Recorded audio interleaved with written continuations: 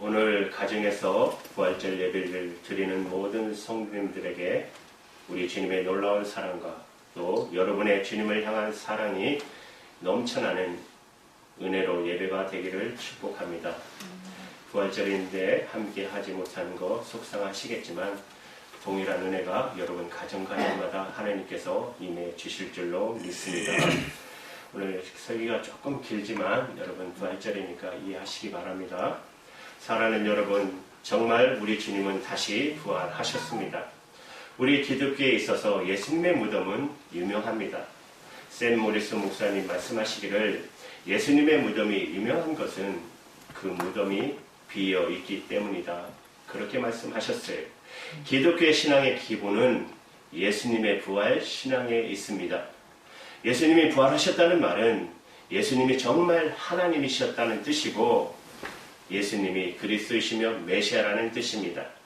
그 예수님이 십자가에 죽으셨기 때문에 그의 죽음이, 그의 흘리신 피가 우리의 구원이 된 것입니다. 만약에 예수님이 부활하신 게 아니라면 그저 교리에 불과한 거라면 여러분 기독교는 한순간에 다 사라져를 버리고 말 것입니다. 기독교의 기반은 바로 예수 그리스도의 부활 위에 서 있습니다. 그래서 여러분 부활절 예배는 아주 특별합니다. 모든 주일 예배가 다 은혜롭고 귀하지만 부활절 예배는 1년 절기 중에 가장 특별하고 가장 소중한 예배입니다. 예수님 정말 부활하셨다고 하는 사실 앞에 정말 가슴이 뛰는 거잖아요. 부활절 예배 드릴 때마다 예수님이 정말 부활하셨다는 사실이 너무나도 놀랍고 귀하고 그리고 너무나도 감사한 것입니다. 그러나 부활절 예배에 또 하나 중요한 진리 하나가 있어요.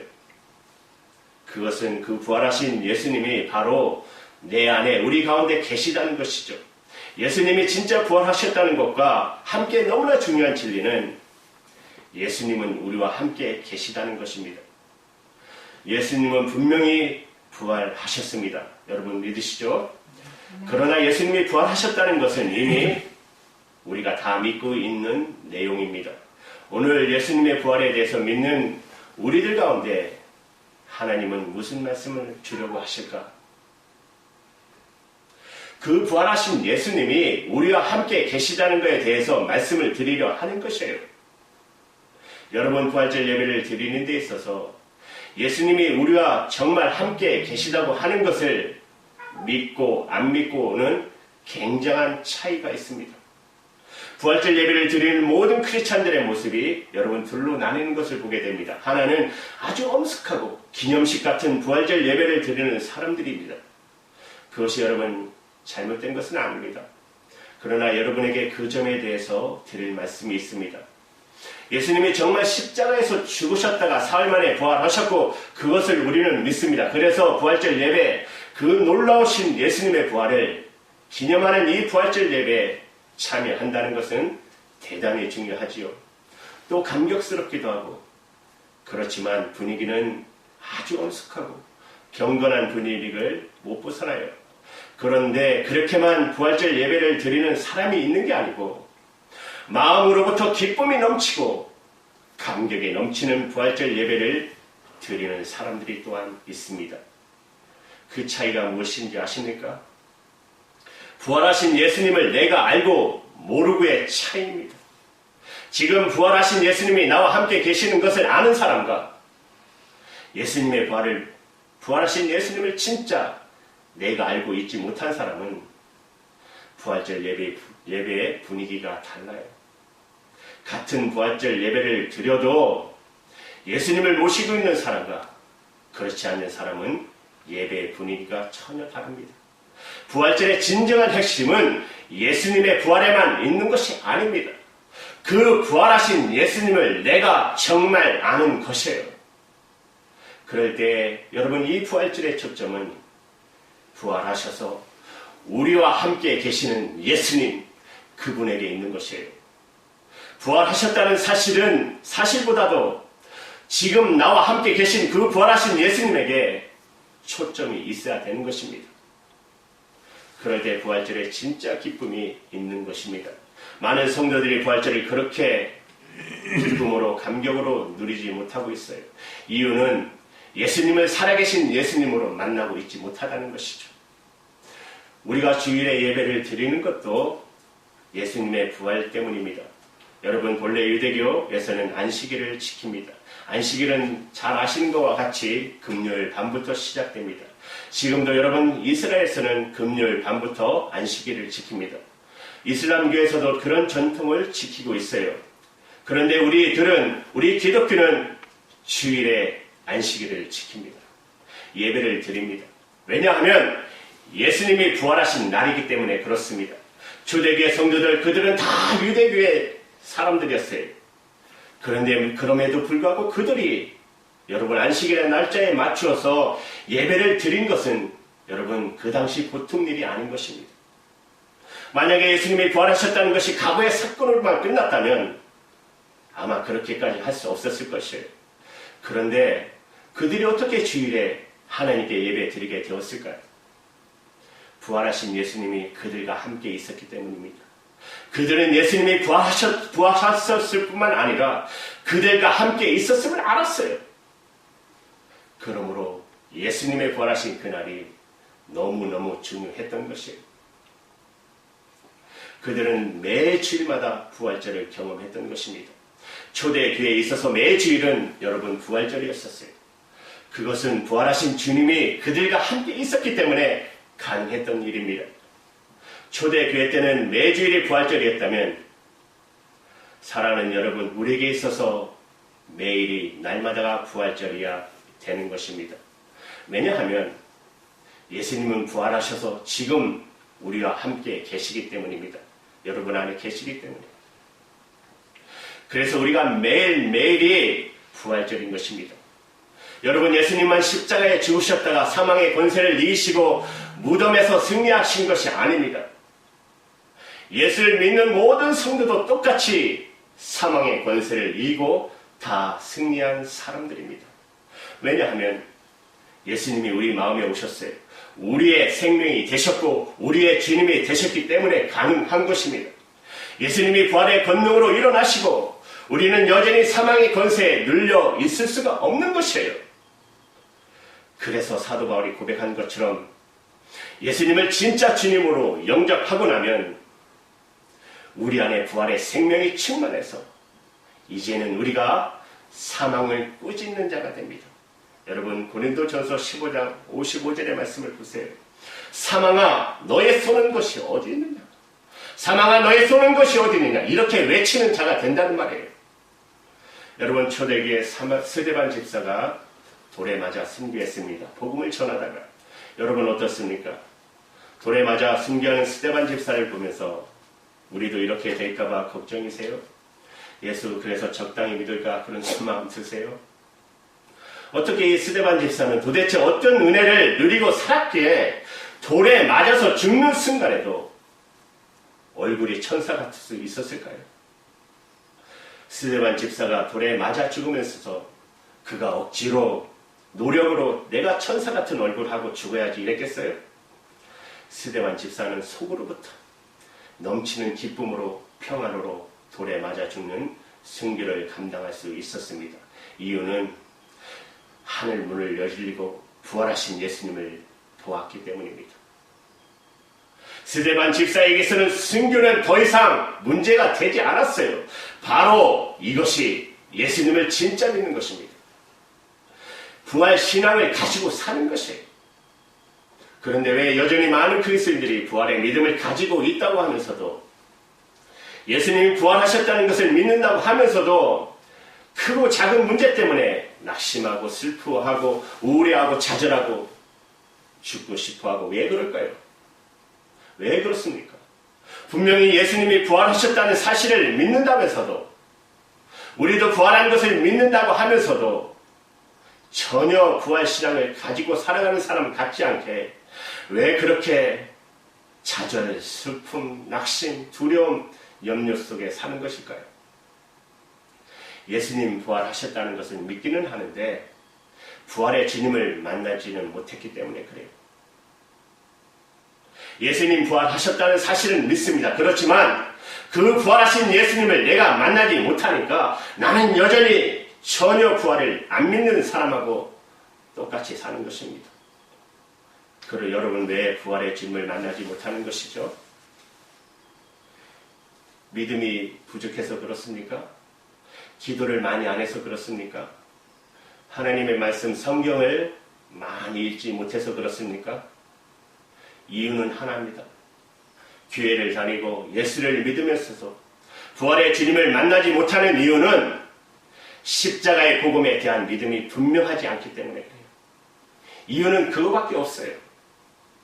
우리는 예수를 믿고 세례를 받아요. 이 세례의 의미는 하나가 된다는 뜻이에요. 세례를 받는 사람은 예수님과 하나라고 하나님이 인정하는 사람입니다. 이제는 예수님과 하나가 되었다. 그렇게 하나님이 인정하는 것이 세례예요. 그럼 무엇으로 하나가 된 것이요? 예수님과? 로마서 6장 3절 4절의 말씀에 보면 세례를 받을 때 우리가 예수님과 하나가 되는 것이 두 가지 면에서 그렇다고 말씀하고 있습니다. 우리 볼까요? 3절부터 무릇 그리스도 예수와 합하여 세례를 받은 우리는 그의 죽으심과 합하여 세례를 받은 줄 알지 못하는 4절에 그러므로 우리가 그의 죽으심과 합하여 세례 받았으므로 그와 함께 장사되었으니 이는 아버지의 영광으로 말미암아 그리스도를 죽은 자 가운데서 살리신과 같이 우리 또한 새 생명 가운데 행하게 하려 함이니라. 하나는 예수님의 십자가의 죽으심에 우리가 하나가 된 것입니다. 다시 말하면 예수님이 죽은 것이 내가 죽은 것이 된다는 것이에요. 왜? 예수님과 우리가 하나니까. 또 하나는 예수님이 부활하신 것에 대해서 우리가 하나가 됩니다. 예수님이 부활하신 것처럼 우리도 부활하는 것입니다. 이 두 가지가 하나가 된 것이에요. 이것이 바로 여러분 십자가의 복음입니다. 이 고백이 확실하셔야 되는 거예요. 예수님께서 부활하셨는데 그 부활하신 예수님을 체험하지 못하는 성도는 예수님이 십자가에 죽었다는 사실을 믿지만 나도 죽었다는 사실에 대해서는 아직도 분명히 믿지 못하는 사람입니다. 예수님이 죽었다는 사실은 분명히 믿어요. 예수님이 십자가에서 분명히 죽으셨습니다. 그런데 나도 죽었나? 나는 그것을 모르겠어. 나는 안 죽었나 봐. 난 앞으로 죽었으면 좋겠어. 죽어야 될 것 같은데 이러고 있는 사람이에요. 아직도 십자가가 분명하지 않은 것이죠. 여러분 로마서 6장 13절의 말씀을 보면 예수님과 하나가 되어서 세례 받은 사람은 어떤 사람인가를 명확하게 정의하고 있어요. 죽은 자 가운데서 다시 살아난 자. 죽은 자 가운데서 다시 살아난 자. 예수 믿는 사람은 어떤 사람인가? 죽은 자 가운데서 다시 살아난 자입니다. 우리는 죽었다가 다시 살아난 자입니다. 그게 바로 예수를 믿는 사람들입니다. 여러분 예수님만 죽었다가 다시 살아난 게 아닙니다. 예수님 안에서 우리도 죽었다가 다시 살아난 것입니다. 여러분이 이 사실을 진짜 믿을 때 비로소 부활하신 예수님이 여러분과 함께 계시는 것을 체험하게 되는 것입니다. 부활은 십자가 다음에 오는 것이에요. 십자가의 죽음이 없이 어떻게 부활이 있었겠어요? 죽은 것이 분명하니까 그 다음에 부활이 있는 것이죠. 예수님께서 분명히 십자가에 죽으셨어요. 그러니까 예수님의 부활이 있는 것입니다. 여러분 우리도 똑같은 거 아십니까? 우리가 예수님과 함께 죽은 것이 분명해야 그래야 예수님의 부활에 대한 체험이 분명해지는 것이에요. 내가 예수를 믿어도 예수님의 부활에 대한 체험을 분명히 없다. 잘 모르겠다. 그 말은 내가 예수님과 함께 십자가에 죽은 것이 분명치 않다는 말과 똑같은 말이에요.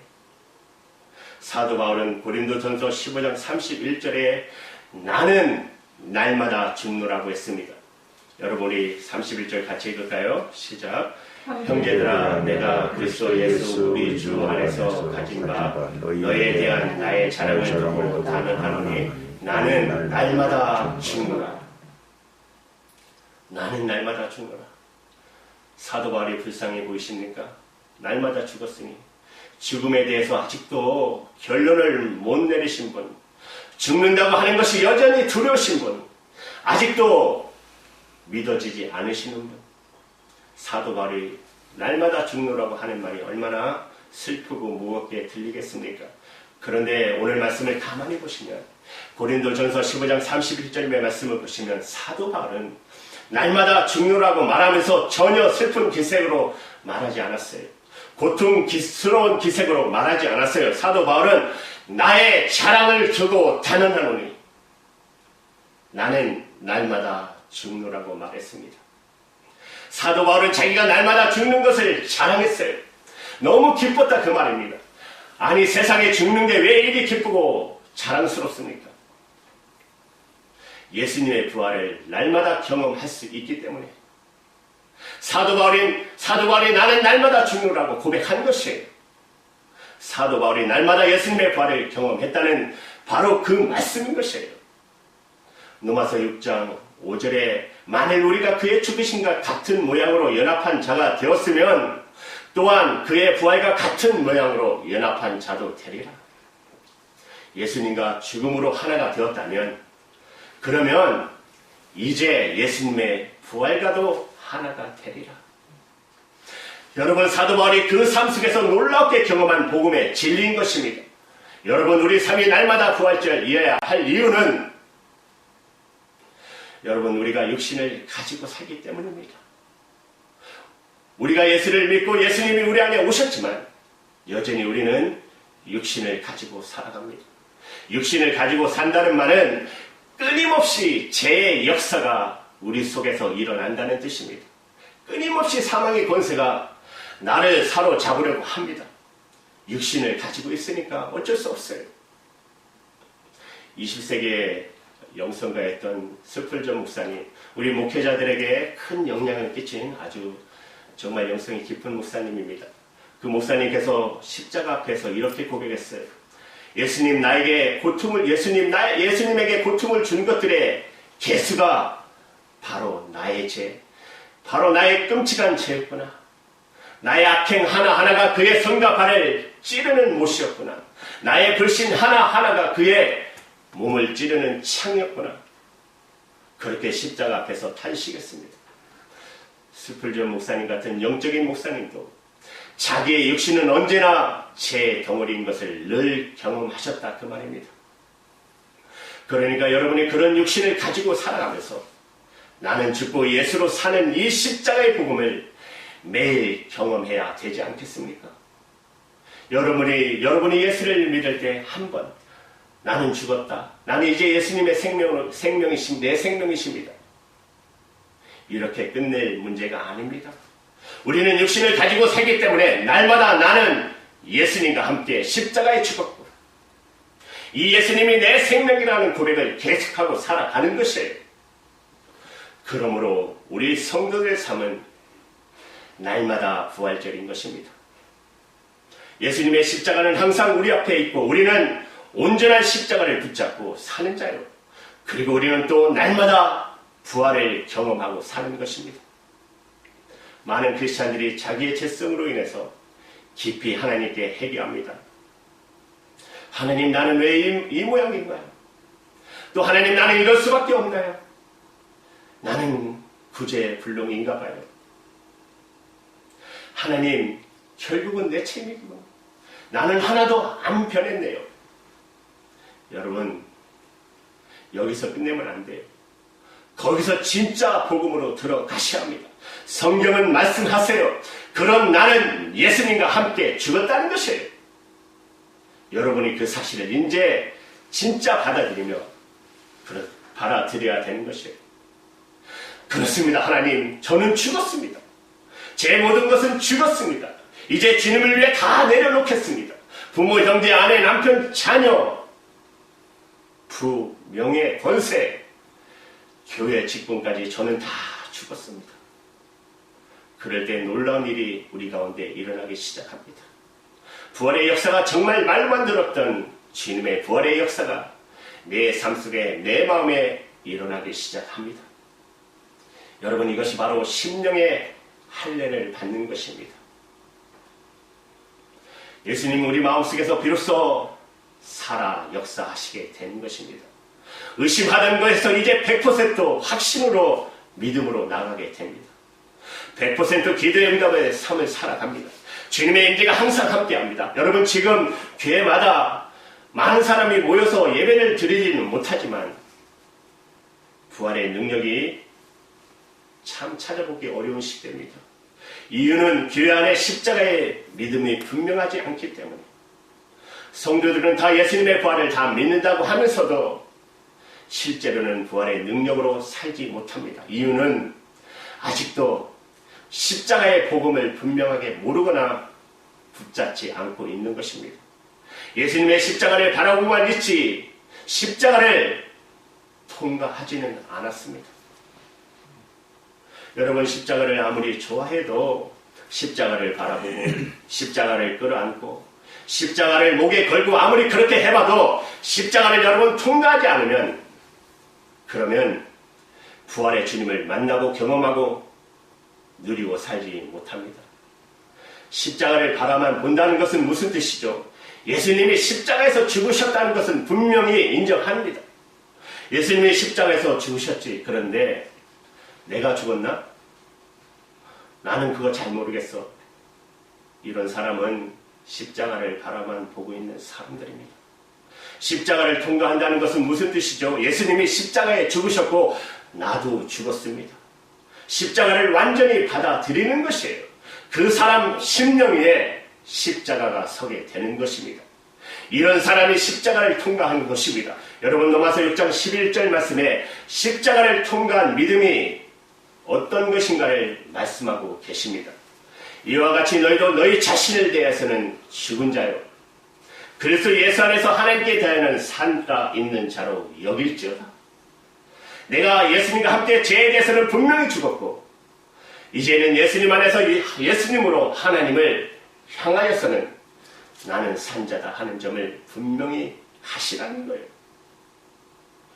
부활절을 절대 여러분 기념일 아닙니다.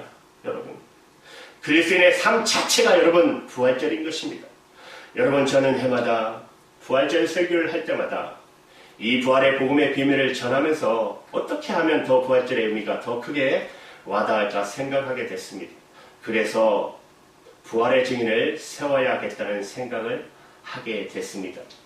우리는 증거가 없으면 여러분 잘 믿지 않지 않습니까? 증거를 부여하지. 그래서 어떤 분을 부활의 증인으로 세울까 기도하는 중에 하나님이 한 사람을 부활절 증인으로 저에게 깨닫게 하셨습니다. 여러분들도 아시는 분이 많으실 겁니다. 아마 거의 다 아실 겁니다. 여기 시애틀에도 한번 오셨던 분이에요. 시인 송명희 시인입니다. 여러분 아시나요? 나라는 찬양 지으신 분, 공평하신 하나님, 나 가진 재물 없으나 나 가진 건강 없으나. 송명희 시인 참 그 여인은 불쌍한 여인입니다. 정말 불행한 여인이었어요. 그런데 오늘날 위대한 삶을 살고 있습니다. 송명희 씨, 그분은 태어날 때 의사의 실수로 뇌를 다쳐서 내성 마비 판정을 받게 돼요. 부모님들은 가난 때문에 치료는커녕 제대로 된 음식조차 해줄 수 없었어요. 어린 시절 송명희 씨는 마음에 멍이 들게 되고 또 사춘기 시절에는 삶을 저주하고 반항을 했었어요. 한창 10대 호기심도 꿈도 많던 10대 소년의 시간은 그는 도리어 극심한 우울증과 절망감에 사로잡혀서 살았어요. 일어서기도 어려운 몸을 일으켜 창밖을 바라보면 모든 게 자신과는 상관없는 세상과 같았습니다.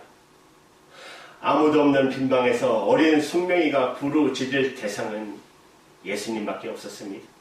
원망도 투정도 하나님 앞에 쏟아 놓았습니다. 그러자 눈물과 땀에 젖은 송명이 가슴에 빛으로 주님께서 임하셨습니다. 하지만 가난과 애로움은 여전했습니다. 휠체어도 없이 작은 방에서 눈물을 흘리며 기도했습니다. 그때 하나님의 분명하신 음성이 한편의 시로 들려왔습니다. 송명이는 토막 연필을 가지고 하나님의 음성을 받아 적기 시작했습니다. 몸을 가누기도 힘들며 비틀비틀한 한 글씨 한 글씨 써 내려갔습니다. 그것은 소년의 고백이었습니다.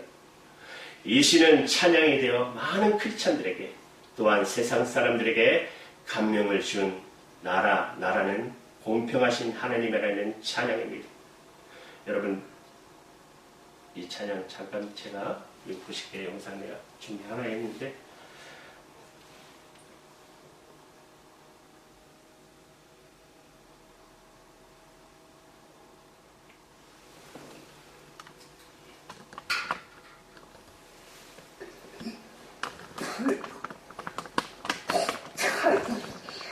맞아요.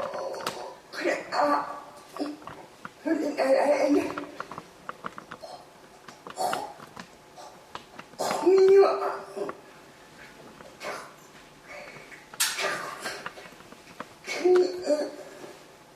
있는 나라 같은 바람이 있다. 그래서 모두가 잘 타는 나라, 자연을 대장하는 나라 같으시길 바랍니다. 그래서 모두가 잘 사는 나라, 장애인을 배려하는 나라가 되었으면 합니다. 수업의 말씀 너무 감사합니다.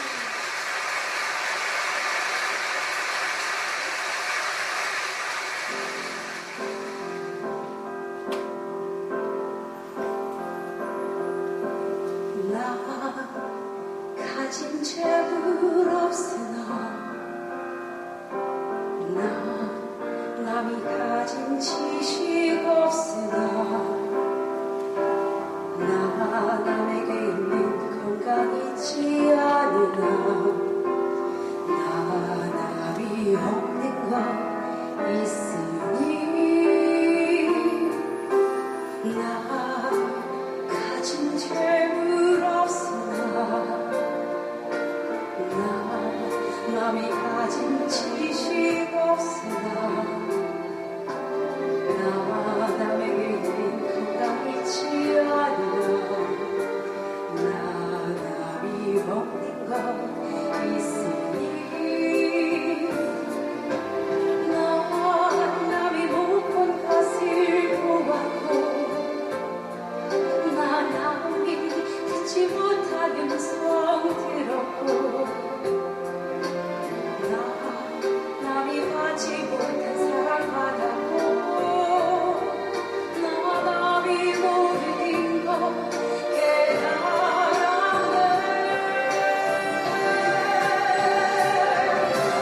다시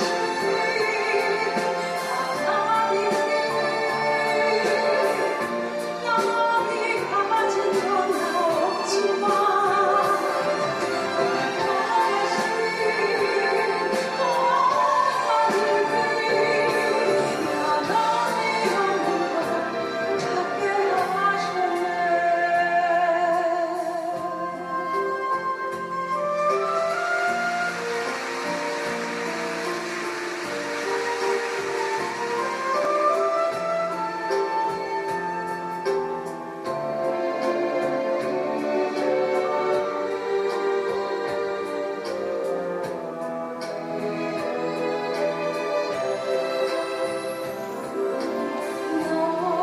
남이 못 본 것을 보았고 남이 듣지 못한 음성 들었고 남이 받지 못한 사랑 받았고 남이 모르는 것 깨달았네.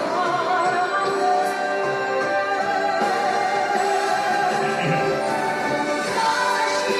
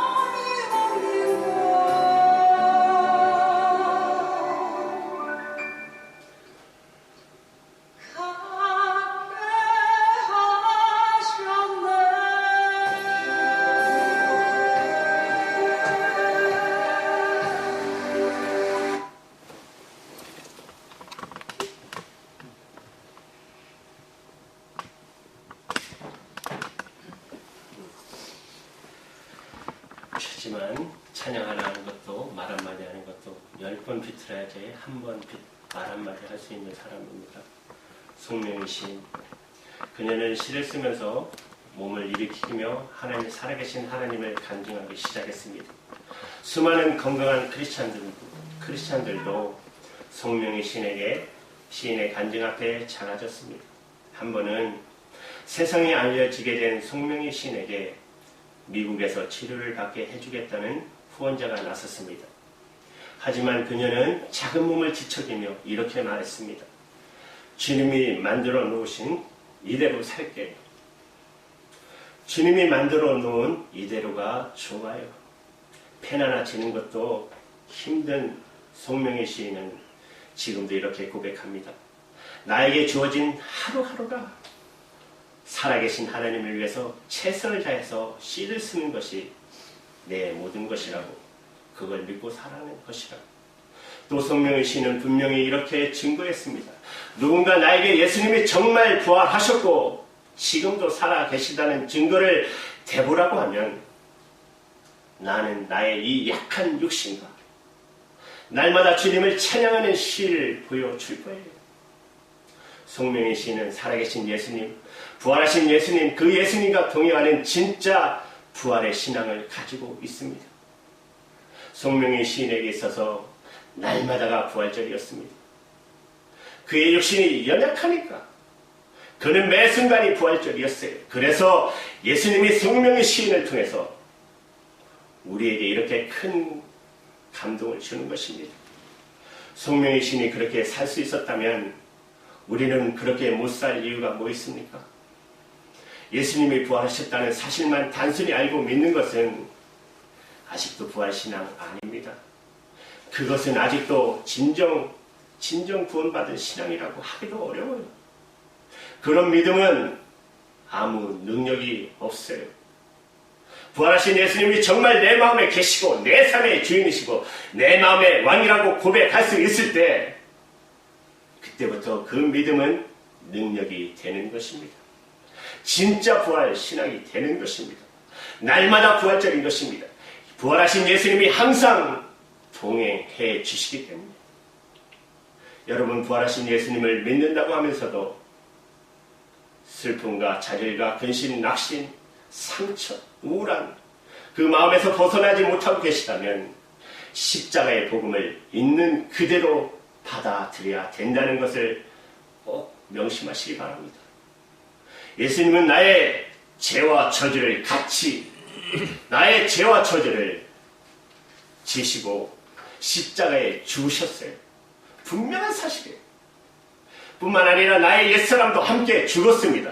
이 놀라운 사실을 믿으셔야 하는 것입니다. 여러분, 로마서 6장 13절에 또한 너희 지체를 불의의 무기로 죄에게 내어주지 말고 오직 너희 자신을 죽은 자 가운데서 다시 살아난 자 같이 하나님께 드리며 너희 지체를 의의 무기로 하나님께 드리라. 그냥 하나님께 내 몸을 받으세요. 이래서는 주님도 받으실 수도 없고 여러분이 수백 번 고백해도 실제로 주님께 드릴 수도 없으세요. 죽었다가 살아난 자 같이 나는 이미 죽었습니다. 예수님과 함께 분명히 죽었습니다. 그리고 예수님과 함께 부활했습니다. 그렇게 하나님께 드려야 하나님이 나를 쓰실 수가 있는 것입니다. 그때부터 제가 우리를 주장하지 못합니다. 여러분, 로마서 6장 14절에 제가 너희를 주장하지 못하리니 이는 너희가 법 아래 있지 아니하고 은혜 아래 있음이니라. 부활하신 주님은 이 시간 저와 여러분에게 말씀하세요. 이제는 더 이상 세상의 문제 속에 갇혀있지만 나와 함께 죽었잖아. 이제는 나와 함께 사는 거잖아. 십자가의 복음을 완전히 믿으라. 이제 당당히 내게 나오라. 내가 너희를 쉬게 하리라. 진리가 너희를 자유케 하리라. 어려운 시기에 여러분들의 모든 염려, 근심, 걱정, 상처, 모든 그 근심에서 여러분 이제는 십자가의 복음을 분명히 붙들고 부활의 주님께로 나오시기를 주님의 이름으로 축복합니다. 기도합시다. 우리 시간에